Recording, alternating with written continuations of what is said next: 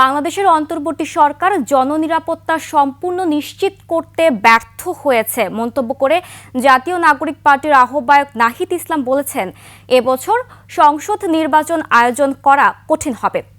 সংবাদ মাধ্যম রয়টার্সকে দেওয়া সাক্ষাৎকারে আইন ও পুলিশ ব্যবস্থার সংস্কার ছাড়া নির্বাচন আয়োজনের পক্ষে তার দল নেই বলেও জানান নাহিদ ইসলাম।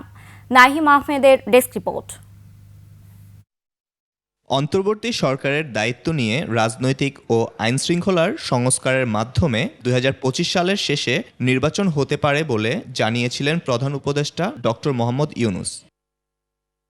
নতুন রাজনৈতিক দল গঠনের পর নির্বাচন বিষয়ে রয়টার্সের মুখোমুখি হন নাহিদ ইসলাম। বলেন, নির্বাচনের আগে আইন ও পুলিশ ব্যবস্থা সহ প্রয়োজনীয় রাজনৈতিক সংস্কার করে নির্বাচন দেয়া জরুরি। এক্ষেত্রে যদি আরও সময় লাগে সেক্ষেত্রে নির্বাচন পিছিয়ে দেয়া উচিত বলে মন্তব্য করেন তিনি।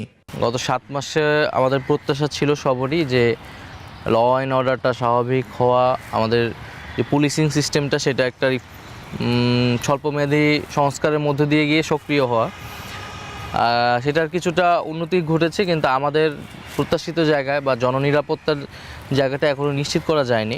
এছাড়া নাহিদ ইসলাম বলেন, সরকার যখনই নির্বাচন দেবে তার দল জাতীয় নাগরিক পার্টি নির্বাচনের জন্য প্রস্তুত। তবে নির্বাচনের আগে জুলাই বিপ্লবের ঘোষণাপত্রের উপর সব রাজনৈতিক দলের ঐক্যমতে পৌঁছানো জরুরি বলেও মন্তব্য করেন তিনি।